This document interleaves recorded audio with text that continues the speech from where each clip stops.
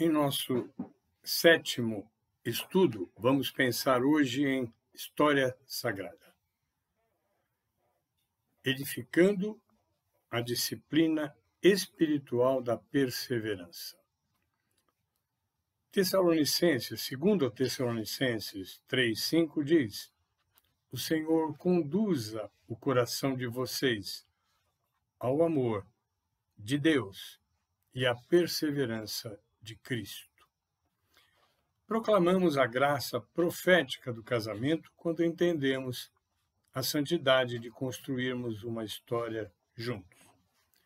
O relacionamento de Deus com o seu povo, Israel, nos aponta um caráter divino de sobrevivência, apesar da infidelidade do povo. Houveram períodos de grande tribulação, como quando Salomão inaugurou um templo, e outros de grande frustração, que levaram Deus a permitir que estrangeiros conquistassem seu povo. Deus sempre usou cada momento da história de Israel para que aprendessem a amá-lo e para que soubessem que Deus jamais desistiria de seu povo. O relacionamento conjugal permite nos identificarmos com Deus e seu relacionamento com Israel. Há um aspecto que mantém a história de Deus com Israel: a perseverança. Quando Israel virou as costas para Deus, Deus não virou as costas para Israel.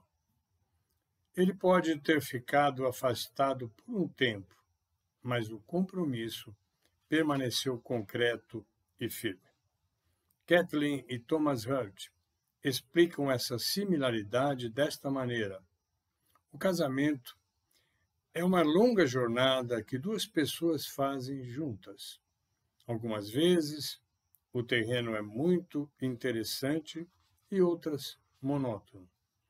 Às vezes, a caminhada é árdua para ambos ou para um dos dois. Algumas vezes, a conversa é alegre e outras onde não há muito o que dizer. Os viajantes não sabem exatamente onde estão indo nem quando vão chegar. Alguns especialistas acreditam que leva de 9 a 14 anos para um casal realmente criar e formar o seu ser. Quando ouvimos que casais se separam depois de 3 ou 4 anos, devemos ficar tristes, porque eles nem começaram a experimentar de verdade o que é ser casado. A disciplina espiritual da perseverança. A verdadeira espiritualidade cristã sempre enfatiza a perseverança. Paulo expõe muito bem essa verdade em Romanos 2, de 6 a 8, o qual recompensará cada um segundo as suas obras, a saber, a vida eterna aos que com perseverança em fazer bem procuram glória, honra e incorrupção. Mas a indignação e a ira aos que são contenciosos, desobedientes à verdades e obedientes à iniquidade.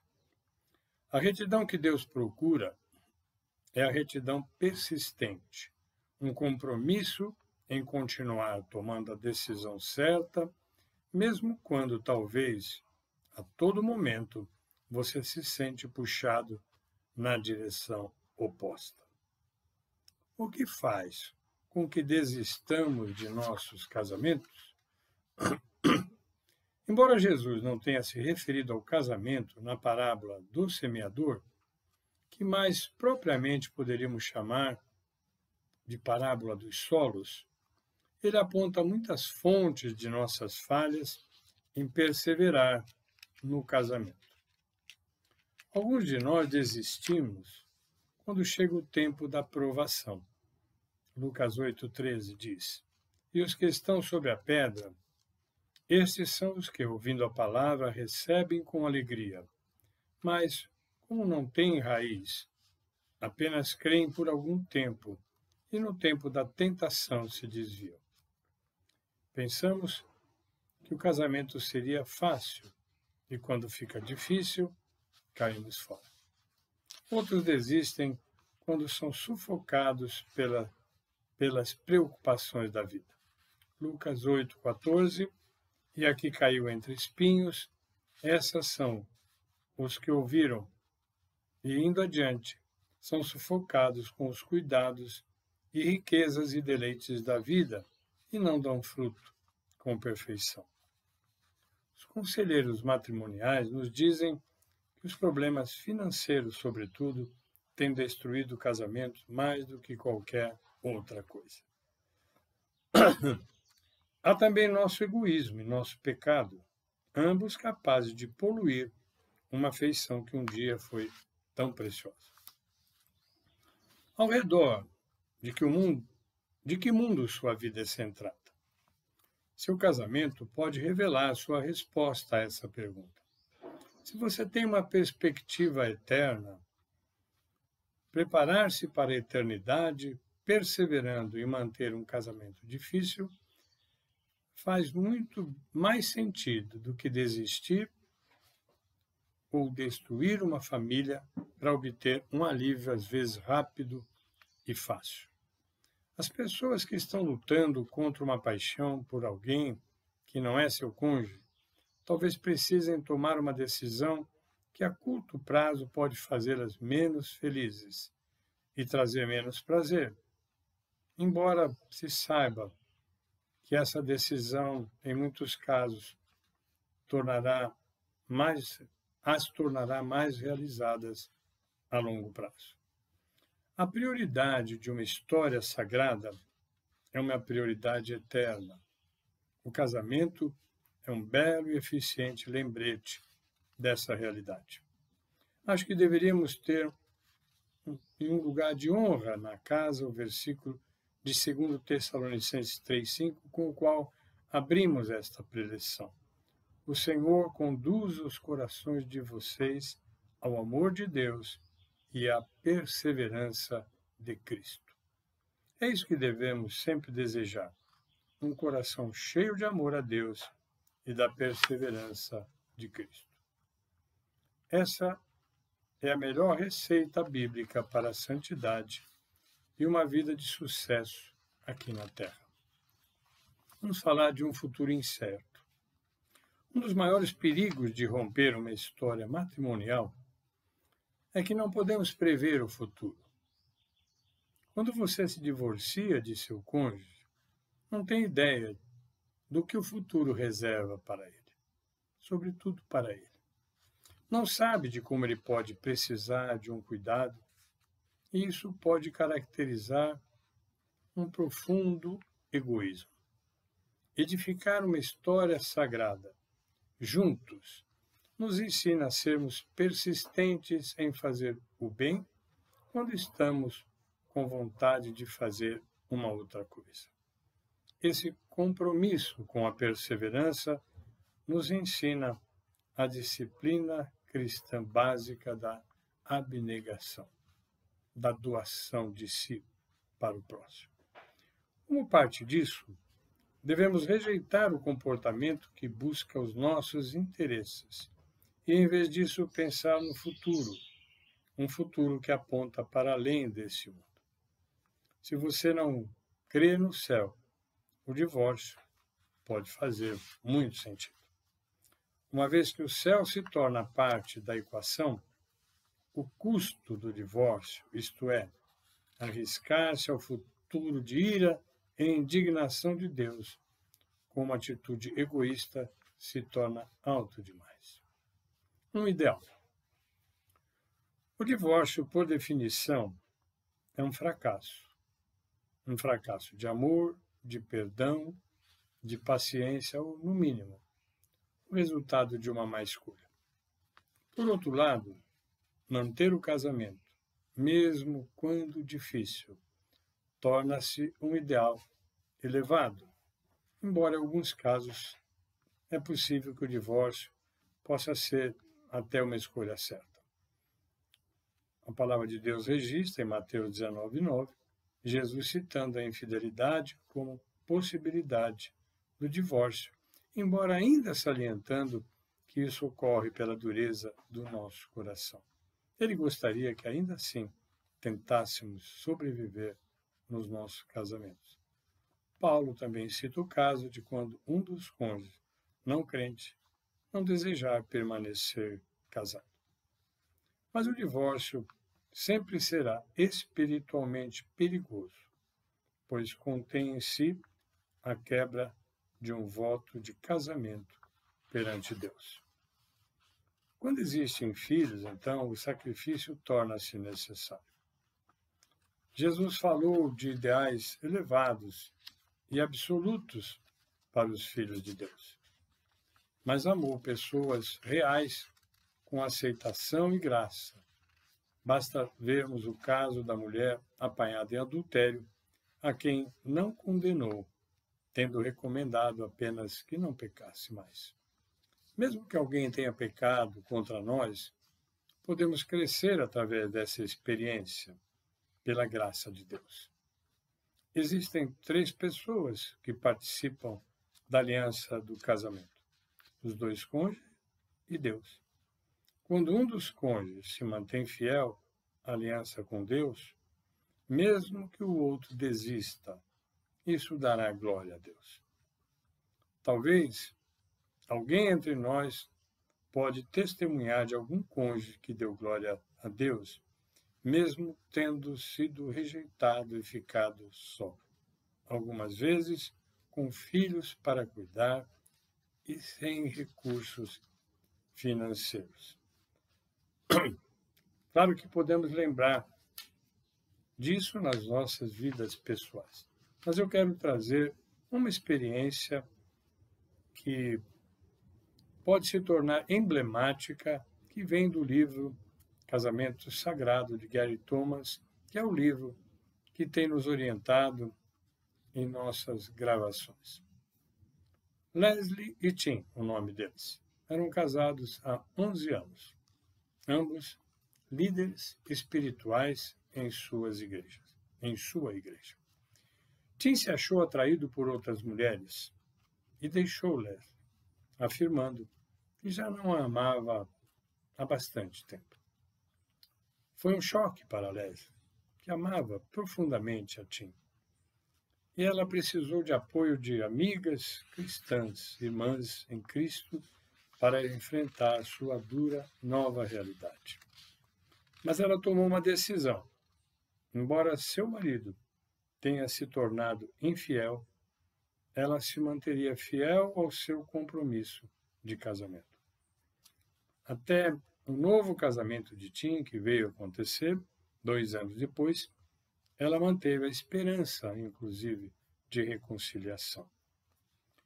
Ela ainda estava usando sua aliança e dizia o anel que era um sinal de seu companheirismo, não somente com Tim e seu marido, mas especialmente com Deus. A respeito de sua dura experiência, dizia: toda a experiência me ajudou a conhecer melhor Deus. Adquiri uma percepção do incrível amor incondicional que a aliança representa. Agora, Leslie vê Deus sob uma perspectiva totalmente nova. Ela diz: Deus é o marido perfeito. Ele atende às minhas necessidades antes que eu as perceba. Não estou falando só de coisas grandes. Ele tem atendido minhas pequenas necessidades pessoais de forma muito íntima. Ao perder meu marido terreno, me aproximei mais de meu marido celestial. Com uma bênção especial, 2 anos depois de Tim ter ido embora, o pai de Leslie lhe telefonou, dizendo assim: tenho visto tudo o que você passou. Vi como você reagiu e quero para mim isso que você tem. Seu pai tinha sido também infiel à sua mãe, deixando-a crescer com a dor de um lar desfeito. Toda angústia começou a desaparecer quando ela compartilhou com seu pai o plano de Deus para a salvação em Cristo Jesus, que está no livro de Romanos. Ele se ajoelhou no quarto do hotel onde estava e recebeu Jesus como seu Senhor e Salvador aos 62 anos de idade. Há uma verdade maravilhosa nessa experiência de conversão. O que realmente aconteceu foi que, permanecendo fiel a um marido infiel, Leslie demonstrou a verdade de um Deus que é fiel a um povo infiel. Seu pai tinha ouvido o Evangelho muitas vezes, mas só quando viu esse Evangelho na prática, em sua vida, é que desejou tê-lo para si. Uma história do que faz a fidelidade a Deus. Permanecendo fiel em meio à infidelidade, seus olhos se abriram para a presença de Deus de uma nova maneira. Diz: Deus é o marido perfeito. Ele atende às minhas necessidades antes que eu as perceba. Se levarmos a sério nossa busca de crescimento espiritual através de nosso casamento, temos que nos convencer de que precisamos parar de fazer uma pergunta: será que eu casei com a pessoa certa? Um personagem do romance Um Planeta Feito de Retalhos, de Anne Tiller, chega a essa conclusão que julgou tardia, pois havia se separado e julgou e viu a percepção dele cresceu ao observar casais de velhinhos, idosos de um asilo, onde passou a trabalhar e a observar esses velhinhos. Ele diz assim: estava começando a suspeitar de que não fazia diferença alguma se eles, esses velhinhos, tinham se casado com a pessoa certa ou não. No final, você fica com quem ficar. Você a escolheu. Ficou meio século com ela. Passou a conhecê-la tão bem quanto a você mesmo, talvez melhor. E ela se tornou a pessoa certa. A única pessoa, para ser mais exato. Eu gostaria que alguém tivesse me dito isso antes, diz ele, em seu testemunho. Eu teria aguentado firme. Juro que teria. Nunca teria colaborado para que Natália me deixasse. Aprender a cuidar da nossa história sagrada com o nosso cônjuge deve ser uma das práticas espirituais mais significativas das nossas vidas. O Senhor conduza seus corações ao amor a Deus e à perseverança de Cristo. Oremos sempre por isso.